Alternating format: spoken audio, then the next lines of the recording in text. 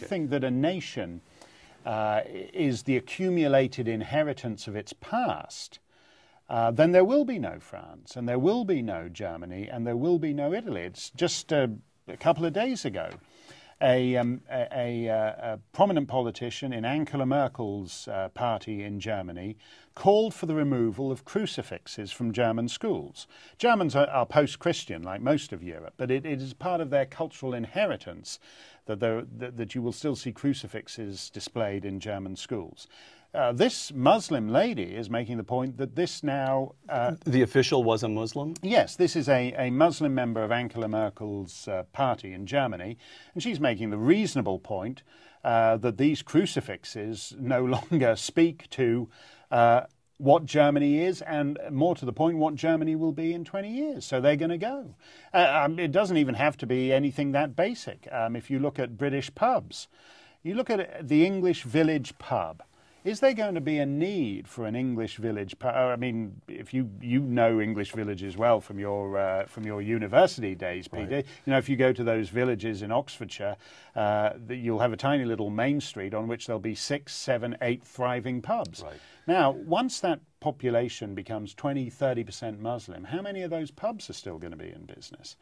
So it affects everything. It transforms. You can't have this kind of population transformation without having a broader cultural, socio-economic, and political transformation too. Okay, so let me tell you what I think of when I think of France. 1, nominally, but still nominally, Catholic. 2, rigid separation between church and state, the laïcité policy.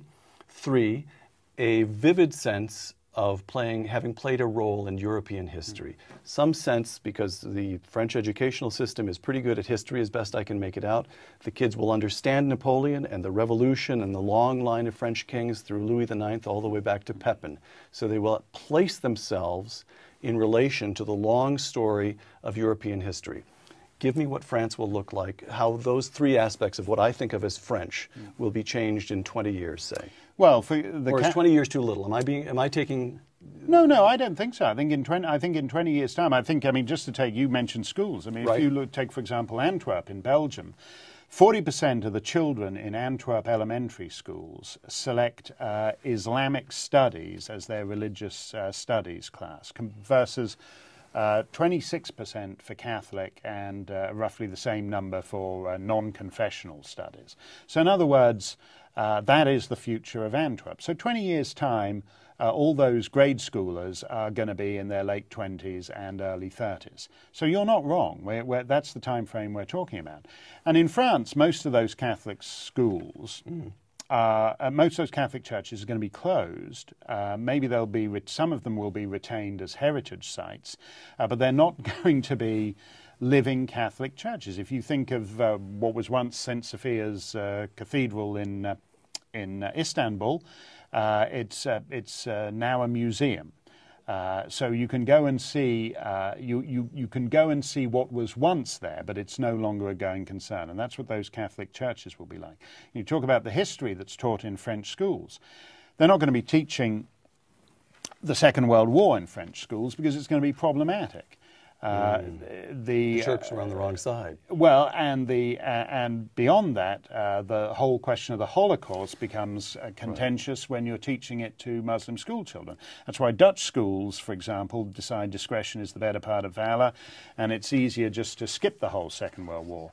British schools increasingly find it's easier to skip the Crusades. So when you have this kind of essentially population transformation, it changes not only the present and the future, but it even changes the past, because the past has to be retrospectively brought into line with some kind of new national narrative. Segment 3, civilizational exhaustion. Again, America alone. Quote, a suicide bomber may be a weak weapon, but not against a weak culture.